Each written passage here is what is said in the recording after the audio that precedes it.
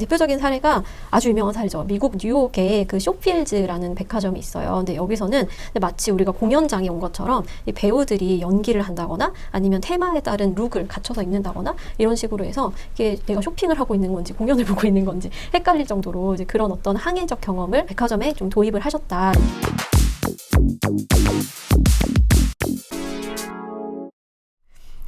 안녕하세요. 네, 트렌드 코리아 공저자 권정윤입니다.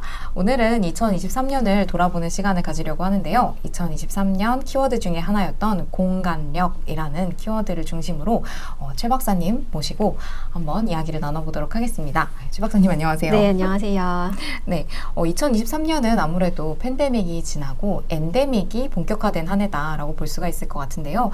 그러면 가장 주목을 받았던 오프라인이 어떻게 변화했는지를 좀 여쭤보고 싶은데요. 공간의 변화를 좀 데이터로 설명을 드리면 좋을 것 같은데요. 트렌드 코리아에서 이제 매해 코난 테크놀로지라는 빅데이터 회사랑 같이 협력해서 이 데이터를 바탕으로 해서 저희가 회고를 좀 쓰고 있는데 2020년에 비해서 2023년에 핫플레이스나 혹은 팝업 스토어, 쇼룸 이런 그 키워드들이 굉장히 많이 두드러졌어요. 이 말은 이제 소비자들이 경험을 강조하는 키워드가 새롭게 등장을 했다. 그리고 소비자들이 말씀하신 대로 엔데믹이 본격화되면서 오프라인에 관심이 많아졌다. 이거를 반증하는 게 아닌가 싶습니다. 혹시 그런 말 들어보셨어요? 말은 제주도로 보내고 팝업 스토어는 성수로 보내라. 이런 말이 있는데 많은 분들이 아시다시피 팝업 스토어의 대표적인 성지가 성수동입니다. 아마 갔다 오신 분들 굉장히 많으실 거예요. 우리가 주목해야 될 것은 최근에 팝업 스토어에서 단순히 물건만 팔고 전시하고 이런 게 아니고 원데이 클래스를 연다거나 전시를 한다거나 예술 작품을 관람할 수 있다거나 워크숍을 한다거나 공연을 한다거나 이런 식으로 체험 컨텐츠들이 굉장히 많아졌다. 이런 점을 좀 주목해야 될 것 같습니다. 또 하나의 팝업 스토어의 성지가 있죠. 이 동쪽에 서울의 동쪽에 성수동이 있다면 서쪽에는 더현대 서울이 있습니다. 이 더현대 서울의 팝업 스토어를 진행했던 그 이력도 상당히 화려한데요. 더현대 서울이 2021년 2월에 개점이 했어요. 그래서 이 개점 그 다음 해에 저희가 더현대 서울 인사이트라는 책을 내기도 했었죠. 그 다음 해에 2021년부터 2023년까지 이제 약 2년 동안의 데이터를 보면요. 총 321개의 팝업 스토어가 열렸다고 합니다. 이거를 단순 계산을 해서 기간을 계산해 보면 총 6,239일 이나 된다고 해요. 그러니까 거의 이제 17년여에 달한다라고 하고요. 이 방문한 사람들의 숫자를 계산해 보면 대략적으로 서울 시민의 2명 중 1명은 이 팝업 스토어, 더현대 서울에서 하는 팝업 스토어를 방문했다라고 계산이 되어 있습니다. 이 팝업 스토어가 바꾼 변화가 상당히 주목할 만한데 이 백화점의 공간 구성을 바꿨다는 거예요. 그 예전에는 팝업 스토어를 좀 다른 말로 하면 이벤트 행사장이라고 우리가 부를 수 있을 것 같은데 저 구석에 그런 행사를 했다면 최근에는 로비에 한다거나 아니면 소비자들이 가장 접근하기 쉬운 접근성이 쉬운 공간에 한다거나 이런 식으로 바뀌고 있고요. 그래서 신세계 같은 경우도 이제 예전에는 1층에 보면은 그런 화장품이나 명품 매장들이 있었는데 그런 매장보다는 팝업 스토어를 유치하는 그런 변화를 좀 보이고 있습니다. 네, 정말 팝업 스토어의 성장이 어마어마했구나라는 걸 느낄 수가 있는데요. 근데 요즘에는 확실히 제품, 아까 이제 서비스, 어떤 체험 이런 거 얘기해 주셨지만 아예 제품을 판매를 안 하는 매장들도 많아진 것 같아요. 네, 맞습니다. 네. 이게 팝업 스토어가 스토어잖아요. 네. 제품을 팔아야 되는 건데 스토어를 빼고 정말 팝업만 하는 그런 공간이 많아졌다는 건데요. 대표적으로 이제 많은 분들이 아실 텐데 시몬스의 사례가 가장 좋은 사례입니다.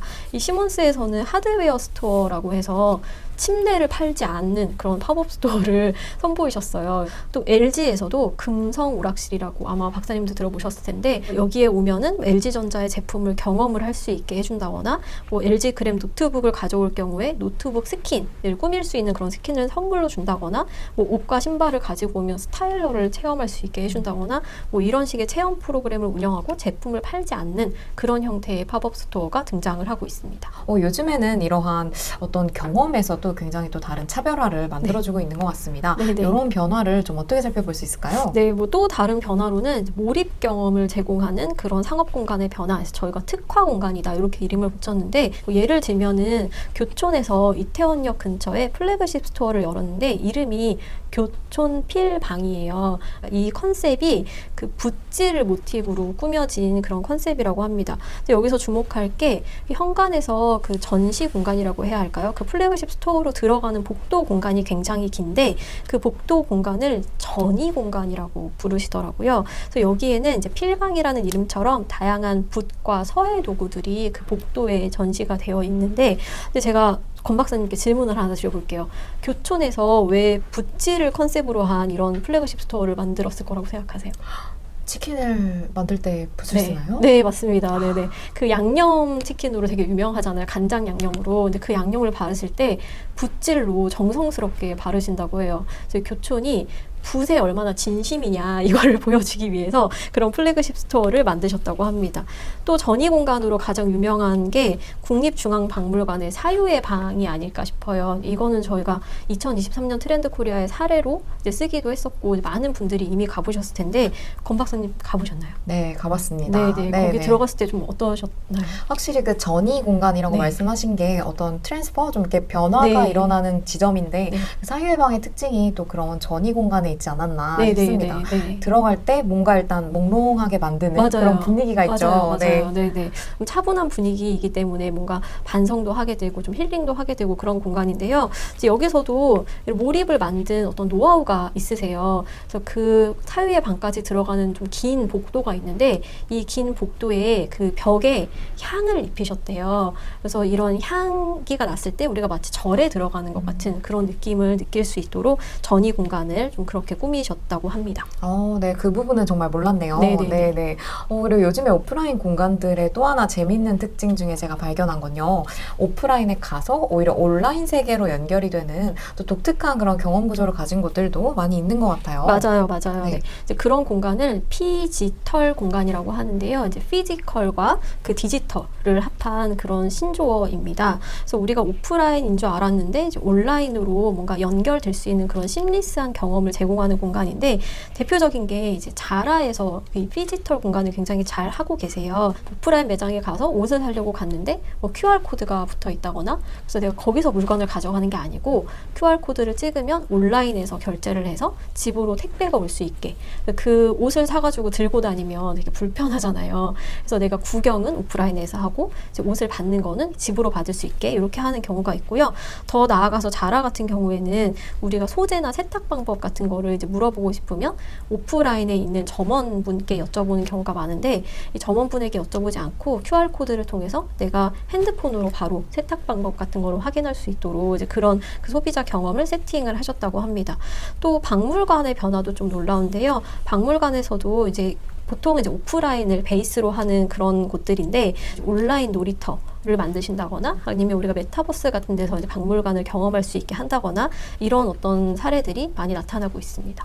정말 공간의 변화가 놀랍습니다. 네. 팝업 스토어가 많아지고 또 체험도 하고 몰입하는 공간도 생기고 심지어 온라인과 오프라인이 연결이 되면서 피지털로 나아가는 모습까지 봤는데요. 그렇다면 앞으로도 공간이 이렇게 계속 인기를 얻고 쭉 나아가게 될지 변하게 된다면 또 어떤 방향으로 변할지 최 박사님 좀 공간에 대해서는 앞으로 어떻게 생각해 볼 수 있을까요? 네, 이 상업 공간을 중심으로 좀 말씀을 드리자면 이 리테일먼트의 항해적 경험이 더해질 것이다 이렇게 말씀을 드릴 수 있을 것 같아요. 네.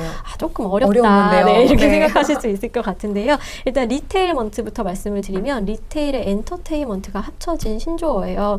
말 그대로 리테일 공간이 좀 놀이동산처럼 재밌는 경험을 제공한다는 건데 그럼 여기서 항해적 경험이 더해진다는 건 어떤 의미냐? 우리가 상점에 갔을 때 문을 열고 가는 순간부터 나오는 순간까지의 이 여정을 디자인해야 된다라고 보시면 될 것 같습니다. 대표적인 사례가 아주 유명한 사례죠. 미국 뉴욕에 그 쇼필즈라는 백화점이 있어요. 근데 여기서는 마치 우리가 공연장에 온 것처럼 이 배우들이 연기를 한다거나 아니면 테마에 따른 룩을 갖춰서 입는다거나 이런 식으로 해서 이게 내가 쇼핑을 하고 있는 건지 공연을 보고 있는 건지 헷갈릴 정도로 이제 그런 어떤 항해적 경험을 백화점에 좀 도입을 하셨다. 이런 어떤 사례가 있고요. 또 한 가지 더 좀 중요한 점을 말씀을 드리자면 이 팝업 스토어의 같은 경우 전시로만 끝나는 게 아니고 N차 구매의 어떤 플랫폼으로 사용을 해야 된다. 이런 말씀을 드리고 싶습니다. 많은 기업들이 팝업 스토어를 하실 때 이제 단순히 어떤 소비자의 관심을 상기시키는 용도로만 생각을 하시는데 거기서도 구매가 일어날 수 있다는 거죠. 특히나 최근에는 이제 온라인으로 중심으로 한 브랜드들, 작은 브랜드들이 많아졌잖아요.